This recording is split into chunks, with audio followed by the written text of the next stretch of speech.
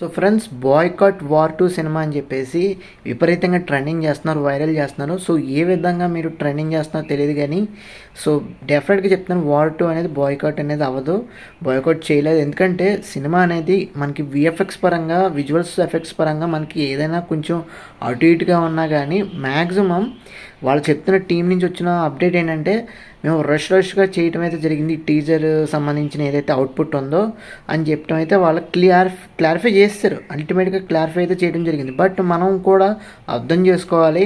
So maximum Hrithik Roshan గారైనా, ఎన్టీఆర్ గారైనా ఒరిజినల్గానే ఉన్నారు. బట్ బ్యాక్గ్రౌండ్ వచ్చేసరికి గ్రీన్ స్క్రీన్ కానీ గ్రీన్ మ్యాట్ కానీ వాడి మేబీ ఆ లొకేషన్స్ని ఏదైనా కొంచెం ఆర్టిఫిషియల్గా చూపించినా కానీ మ్యాక్సిమం తర్వాత ట్రైలర్ అనేది డెఫినెట్గా ఒరిజినల్గా ఆర్టిఫిషియల్గా కాకుండా న్యాచురలిస్టిక్గా అయితే పోర్ట్రే చేయబోతున్నారు అని టీం నుంచి కూడా మనకి చాలా అంటే చాలా అఫీషియల్గా బాలీవుడ్ మీడియాతో సహా కూడా కలిపి మాట్లాడుతున్నారు.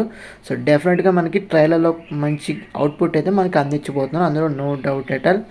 అదేవిధంగా ప్యారల్గా మనకి కూలీ కూడా రిలీజ్ అవబోతుంది. చాలామంది ఈసారి వార్ 2 లేదు, కూలీ హిట్ అని చెప్పేసి చాలామంది అంటున్నారు.